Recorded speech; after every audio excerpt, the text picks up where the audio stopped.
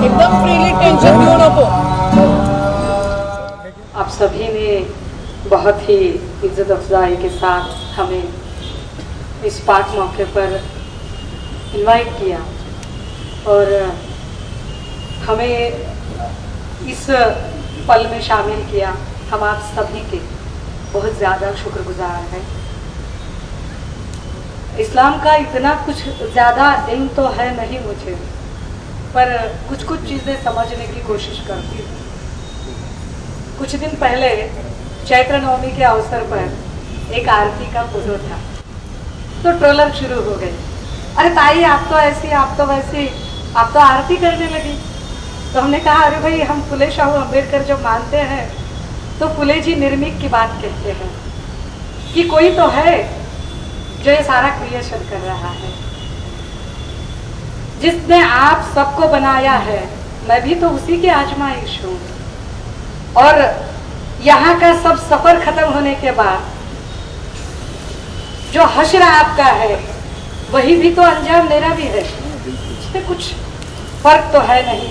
ऐसे कुछ नहीं कि जिसने भी सफर का टिकट निकाला है, जहाँ कहीं से निकाला है, उसे एक मकाम पर उतरना ही उतरना है।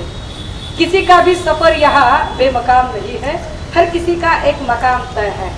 बस उस सफर में हम सफर को परेशानी ना हो, उसे दुख दर्द ना हो, इस तरह से बस अपना काम करते जाना है।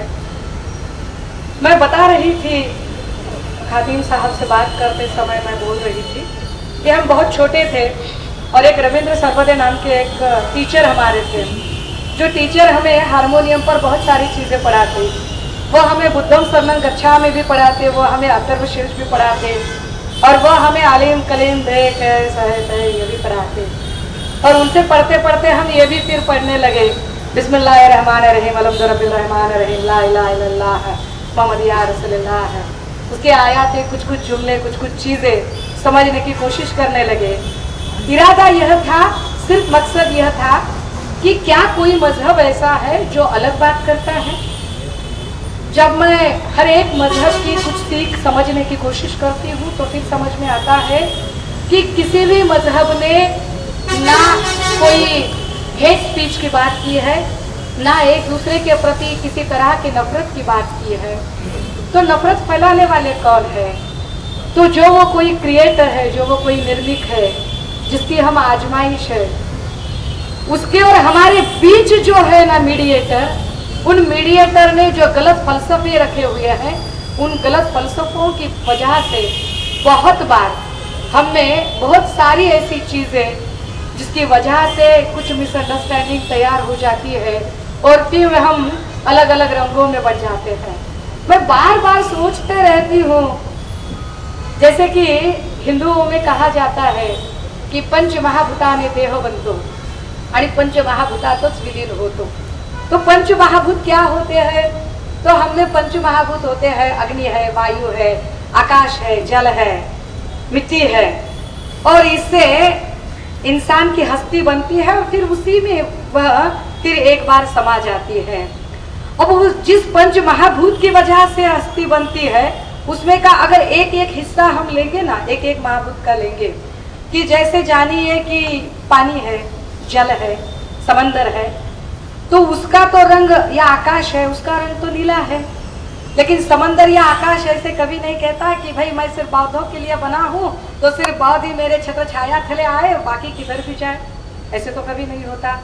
अभी तो खैर गर्मी के दिन चल रहे, फिर बारिश के दिन आएंगे तो सारी धरती हरी भरी हो जाएगी, लेकिन धरती ऐसे कभी नहीं कहेगी कि मेरा रंग अब हरा हो चुका है तो सिर्फ मुसलमान भाई ही यहाँ पर रहे, बाकी कहाँ जाना है मुँह काला करके निकल जाए, तो ऐसे वो कभी नहीं कहेगी। अग्नि है, तपन है, सूरज है, तो सूरज कभी ऐसे नहीं कहेगा कि भाई मेरा रंग तो भगवा है तो मैं सिर्फ हिंदुओं के लिए उगूंगा या हिंदुओं के लिए मैं डूबूंगा। वो तो सबके लिए उगेगा और सबके लिए डूबेगा। मतलब यह है कि अगर बनाने वाले ने कोई फर्क नहीं किया है तो आप और मैं कौन होते हैं जो फर्क करने वाले हैं। मुझे और एक चीज समझ में नहीं आती कि इस्लाम में जो 5 फर्ज कहे गए थे, जिसमें एक फर्ज कहा था कि सच्चा मुसलमान वो होता है जो दिन की 5 वक्त की नमाज अदा करता है, जो रमज़ान के पाक महीने में रोज़े रखता है, जो ज़िंदगी में एक बार तो हज को जाने का इरादा रखता है, जो अपनी कमाई का कम से कम 2% तो ज़कात में देता है, और जो इस बात में इल्म रखता है कि एक ना एक दिन तो क़यामत आनी है, उस दिन अल्लाह ताला के सामने मेरी गर्दन शर्मिंदगी से झुकनी न चाहिए। इसके लिए मुझे जो है वो पूरी ज़िंदगी अपने ईमान से बसर करनी है। तो ये जो 5 हक है, इन 5 हकों में मुझे और एक चीज़ समझ में आ गई कि शुक्र का बहुत बड़ा बहुत ही महत्व है। तो मेरी समझ में नहीं आता कि अरे यार बार बार शुक्रिया क्यों कहेगा। मैं जब स्पीच देती तो मेरा भाषण खत्म करते मैं बोलती मी कोणाचे आभार मानणार नहीं, मी माफी मांगणार नहीं। तो मुझे लगता कि अरे मैं बहुत सिंघम हूँ, मैं आभार वगैरह मैं शुक्र वगैरह नहीं कर रही हूँ। लेकिन शुक्र के बारे में, शुक्राना के बारे में मैंने जो पढ़ा वो बहुत अहम है और मुझे वो आपके साथ शेयर करने में ज़्यादा खुशी होगी। और इस शुक्राना के बारे में बुद्धिज़्म में भी लिखा है और इस शुक्राना के बारे में यहाँ कुरान शरीफ में भी लिखा है और इसका मतलब बहुत अच्छे से समझा है। कि मैं कहती कि झुकना क्यों झुके हम, क्यों शुक्र अदा करें। तो फिर कहते हैं कि मैं ज़रा एक एग्जाम्पल देके बताऊँ। हमारे मराठवाड़ा में ना किसी का अगर इंतकाल होता है तो उसे बिठाते हैं, आप में किसी का इंतकाल होता है तो उसे सुलाते हैं, हमें बिठाते हैं। कभी कभार ऐसे होता है कि किसी का इंतकाल होता है तो शाम में इंतकाल होता है, तो दिया बत्ती के टाइम के बाद तो कोई उसकी अंत्यविधि तो नहीं होती। या कभी कभार ऐसे होता है कि पुणे मुंबई से रिश्तेदार आने वाले होते हैं तो सुबह सब करना होता है क्रियाक्रम। लेकिन होता क्या है कि इंतकाल के बाद तुरंत उसे बिठाने की विधि होती है, हाथ पैर सारे मोड़ के। अब ऐसे क्यों करते हैं? तो साइंस है उसके पीछे, और साइंस ये है कि अगर 15 मिनट के अंदर अंदर आपने हाथ पैर मरोड़ कर उसे नहीं बिठा दिया तो फिर एक अकड़न सी उसके शरीर में तैयार हो जाएगी, एक शक्ति सी आ जाएगी, स्ट्रेटनेस आ जाएगा और फिर उसके हाथ पैर नहीं मुड़ेंगे। तो इसका अर्थ बड़ा अच्छा है कि अकड़न, शक्ति, ऐठना और उठना, मैं ही बड़ा हूँ, ये जो कहना है एक तरह से मुर्दों का यह गंधर्व है। मुर्दे जो होते हैं वैसे आते हैं, जो इंसान है वो झुकते हैं, जिसकी वजह से हम सांस ले पा रहे हैं, जिसकी वजह से हम चल फिर पा रहे हैं, जिसकी वजह से हम ये सारी चीज़ें कर रहे हैं, उसके प्रति हमें शुक्र करना है। मैं फिर कहती कि अरे ये बार बार अस्सलाम वालेकुम क्यों कह रहे। ज़रा मैं थोड़ी सी ज़रा अलग किस्म की हूँ, क्योंकि मुझे ऐसे लगता है कि कोई भी चीज़ अगर करनी है तो पहले मैं उसका मतलब समझ लूँ। मैं ब्लाइंड फॉलो नहीं कर सकती, माफ़ कीजिए। तो मैं समझ रही थी कि अरे क्या है ये अस्सलाम वालेकुम क्या है। फिर पता चला कि अस्सलाम वालेकुम रहमतुल्लाह बरकातुहू बराबर प्रोनाउंसिएशन है ना। सो सीखने की कोशिश कर रही हूँ, सीखना चाहिए। जब सीखोगे अलग अलग मजहबों का तो मुझे लगता है कि ये सारी जो तपिश और ये सारी जो नफरतें हैं ये धुल सी जाएगी। वो सीखने की बड़ी ज़रूरत है। तो फिर समझ में आया कि किसी के भी घर में अगर आप दाखिल हो रहे हो तो पहले आपको अस्सलाम वालेकुम कहे आप कि आपके सर पर अमन की बरखा होती रहे, आपके सर पर शांति बरसती रहे। और जब आप ऐसे कहोगे तो उसके जवाब में कोई जब आपको कहेगा कि वालेकुम अस्सलाम कहेगा तो वो भी कहेगा कि हाँ आपके भी सर पर यह शांति की बरखा होती रहे, यह अमन बरसता रहे।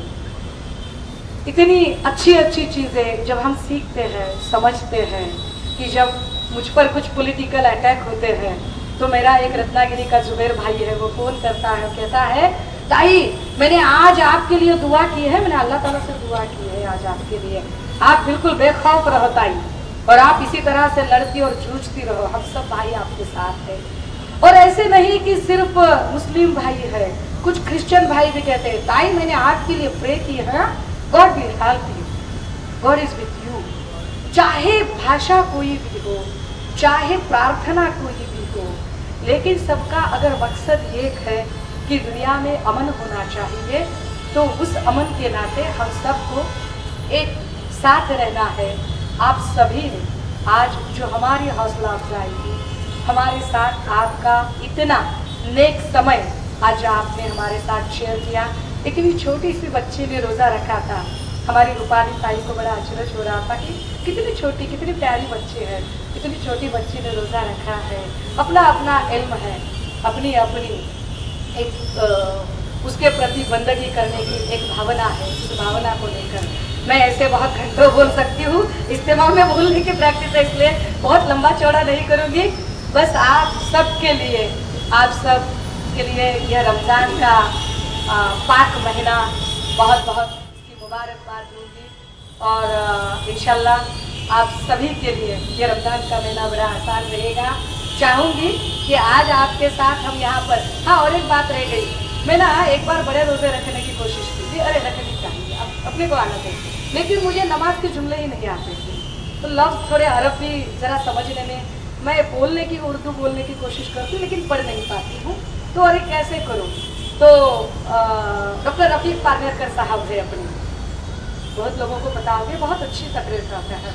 तो उन्होंने कहा ताई कोई ज़रूरत नहीं है, अगर आपके इरादे नेक है, आपके दिल में चाहत है तो वहाँ तक पहुँच जाएगी बात। ज़रूरी नहीं कि आप लफ्ज़ बा लफ्ज़ बहुत सही तरीके से उसे प्रोनाउंस करती रहो, लेकिन फिर भी एक ने मदद की और फ़ोन करके फिर वो जब फ़ोन पर बात करते तो मैं उसे दोहराते जाती थी, अरे हाँ ठीक है।